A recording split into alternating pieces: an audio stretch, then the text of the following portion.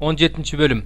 Гилат тургундарынын бири Тишпилик Ильяс пайгамбар Ахапка: "Мен алдында турган Исраилдин Кудай Теңири тирүү. Ошол жылдары менин сөзүм боюнча шүйдүрүм түшпөйт, жамгыр жаабайт" деди. Теңирден ага мындай сөз болду: "Бул жерден чыгып, чыгышка бурулуп, Иордандын каршысындагы Керит суусунун жанына жашын. Сен ошол суудан ичесиң. Сени багууну мен каргаларга буйрудум." Ал барып Теңирдин айткандай кылды. Иордандын каршысындагы Керит суусунун боюна барып токтоду. Каргалар ага эртең менен да, кечинде да нан жана эт алып келип турушту. Сууну болсо ал агын суудан ичип турду. Бир аз убакыт өткөндөн кийин агын суу какшыды, анткени жерге жамгыр жааган эмес эле. Ошондо ага Теңирден сөз болду: "Тур, Сидондун Сарепат шаарына барып ошол жерде кал. Мен ал жердеги бир жесир аялга сени багууну буйрудум." Ал туруп Сарепатка жөнөдү. Шаар дарбазасына келсе, ошол жерде бир жесир аял отун терип жүрүптүр. Ильяс аны чакырып: "Мага ичкенге кичине суу берчи" деди. Ошондо ал аял суу алып келгени кетти. Ильяс анын артынан кыйкырды: "Мага бир кесим нан да ала келчи." Аял мындай деди: "Сенин Кудай Теңириң түрүү. Менде нан жок. Жыгаш челекте бир ууч гана ун, кумурада бир аз май бар. Бир аз чырпык терип алып, уулум экөөбүзгө тамак даярдайм. Ошону жейбиз да өлөбүз." Ошондо Ильяс ага мындай деди: "Коркпо, барып өзүң айткандай жаса. Бирок адегенде мага ошондон кичине ачыткысыз нан жасап алып кел. Балаң менен өзүңө андан кийин жасайсың. Анткени Исраилдин Кудай Теңири мындай дейт: Теңир жерге жамгыр жаадырган күнгө чейин үкөктөгү ун түгөнбөйт, кумурадагы май бөксөрбөйт."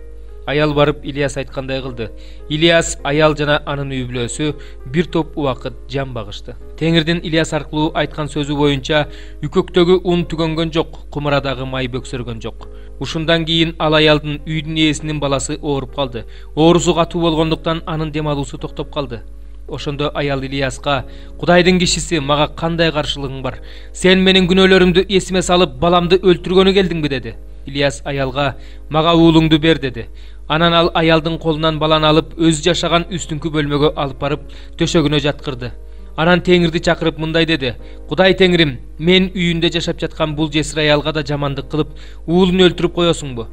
Анан ал баланын үстүнө 3 жолу жатып, Теңирди чакырып мындай деди: "Кудай Теңирим, бул баланын жаны өзүнө кайтсын." Теңир Ильястын үнүн укту. Баланын жаны өзүнө кайтып келди. Ал тирилди. Ильяс баланы өз бөлмөсүнөн алып түшүп энесине берип: "Карач, сенин уулуң тирүү" деди. Ошондо ал аял Ильяска мындай деди: "Сенин Кудайдын кишиси экениңди, сен чын эле Теңирдин сөзүн сүйлөп жатканыңды мен эми билдим." 4 бөлүм. Кожоюндар, асманда Теңиргер бар экенин билип, кулдарыңарга адилеттүү, туура мамиле кылгыла. Туруктуулук менен сыйынгыла, сергектик менен, ыраазычылык билдирүү менен сыйынгыла. Биз үчүн да сыйынып тургула. Кудай бизге өзүнүн сөзүн таратышыбыз үчүн, Машаяктын жашыруун сырын жар салышыбыз үчүн эшик ачсын. Мен ошол жашыруун сыр үчүн камакта отурам. Бул жашыруун сырды кандай жар салышым керек болсо, ошондой ачып беришим үчүн сыйынып тургула. Убакыттан пайдаланып, сырттагыларга акыл эстүүлүк менен мамиле кылгыла. Сөзүңөр туз менен татытылгандай, дайыма жагымдуу болсун. Ар бир адамга жооп бере билгиле. Сүйүктүү бир тууганыбыз, ишенимдүү кызматчы жана Теңир жолунда эмгектешим Тихик мен тууралуу силерге баарын айтып берет. Силердин абалыңарды билишүү үчүн, силерди сооротушуу үчүн мен аны силерге, араңардан келген ишенимдүү жана сүйүктүү бир тууганыбыз Онесим менен бирге жөнөттүм. Алар бул жерде болуп жаткан иштердин баарын силерге айтып беришет. Мени менен бирге камакта отурган Аристарх жана Барнабанын жээни Марк жөнүндө силер, эгерде ал силерге келсе, кабыл алгыла деген буйрук алгансыңар. Ошондой эле Жус дегенде ысымы бар Ыйса силерге салам айтып жатышат. Алар сүннөткө отургузулгандардан. Кудайдын падышачылыгы үчүн кызмат кылган алар менин соорончум болуп калышты. Иса Машаяктын кулу, силердин араңардан келген Эпафрас силерге салам айтып жатат. Силер жеткилең болушуңар үчүн, Кудайдын эркин таанып билишиңер үчүн ал дайыма сыйынат. Ал силер үчүн жана Лаодикеядагылар менен Жераполдогулар үчүн өзгөчө кам көрүп жатат деп күбөлөндүрөм. Сүйүктүү дарыгер Лука менен Демас силерге салам айтып жатышат.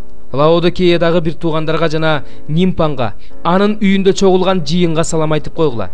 Бул катты окуп чыкканыңардан кийин Лаодикеядагы жыйында окугудай кылгыла.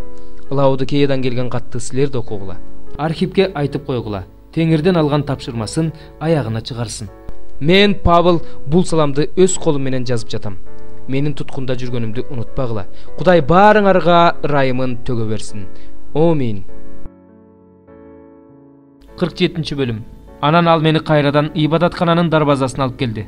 Ибадаткананын босогосунун астынан чыгышты карай суу агып турат экен.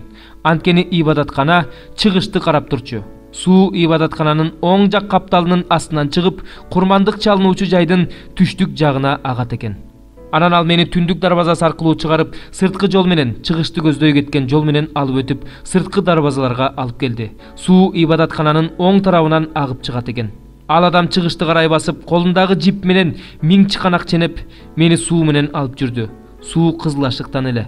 Анан дагы миң чыканак ченеп, мени суу менен алып жүрдү. Суу тизеден эле. Анан дагы миң чыканак ченеп, мени алып жүрдү. Суу белден эле. Анан дагы миң чыканак ченеди. Ал жерден мен өтө албаган суу бар экен. Суу ушунчалык терең болгондуктан сүзүүгө туура келди. Ал сууну кечип өтүү мүмкүн эмес болчу. Ал мага: "Адам уулу, көрдүңбү?" деди. Анан ал мени кайра суунун жээгине чыгарды. Мен кайра артка келгенимде суунун жээктеринде, суунун наркы өзүндө да берки өзүндө да абдан көп дарак бар экен. Анан ал мага мындай деди: "Бул суу жердин чыгыш тарабына агат, түздүккө түшүп деңизге куюлат. Ошондо деңиз суусу таза болуп калат. Эки агым кирген жерде деңиздеги ар кандай тирүү жандыктар, сойлоп жүрүүчүлөр тирүү болот. Балык өтө көп болот, анткени бул суу ошол жака куюлат. Ошондо деңиздин суусу таза болуп калат. Бул суу кайда куюлса, ал жерде баары тирүү болот." Анын жээгинде Эйин Гедиден тартып Эйин Эглайымга чейин балыкчылар торлорун салышат. Ал жерде чоң деңиздегидей ар кандай балыктар болот. Балыктар ал жерде абдан көп болот. Анын саздары менен чөбөттөрү тазаланбайт, алар туз үчүн калтырылат. Суунун жанында наркы жана берки жээгин бойлото жемиш берүүчү ар түрлүү дарактар өсөт. Алардын жалбырактары куурабайт. Алардын жемиштери түгөнбөйт. Ай сайын жаңы жемиш бышып турат. Анткени суу алар үчүн ыйык жайдан агып келет. Алардын жемиштери тамак ашка, ал эми жалбырактары даарылыкка пайдаланылат. Кудай Теңир мындай дейт: "Силер жерди Исраилдин 12 уруусуна мынабул чек-аралар боюнча мурас кылып бөлүп аласыңар. Жусупка 2 үлүш, ар бириңер анын бир тууганы катары жерди мураска алгыла. Анткени мен өзүмдүн колумду көтөрүп, бул жерди силердин ата-бабаларыңарга берем деп убада кылгам. Ошондуктан бул жер силердин мурасыңар болот." Бул жердин чек-аралары мындай: түндүк чек-ара Улуу деңизден баштап Хетлон аркылуу Седатка карай кеткен жолго чейин.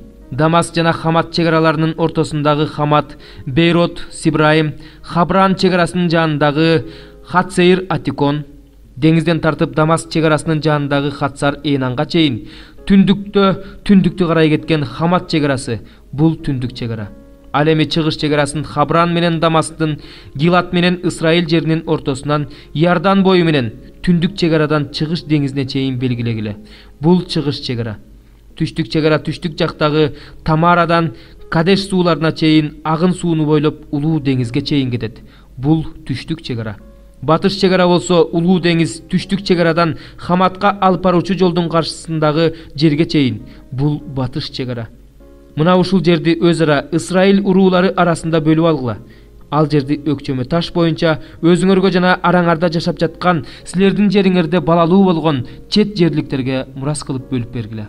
Алар Исраил уулдарынын арасында жергиликтүү тургундар катары эсептелишсин.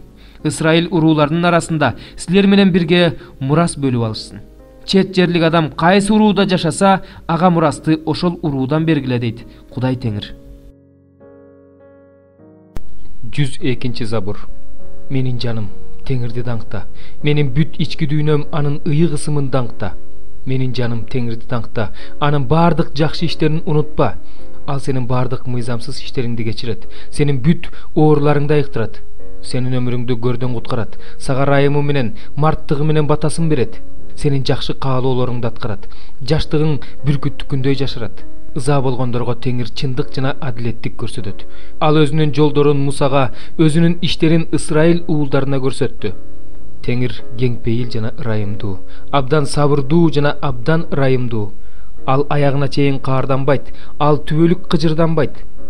Ал бизге мыйзамсыз иштерибизге жараша жасаган жок, бизди күнөөлөрүбүзгө жараша жазалаган жок.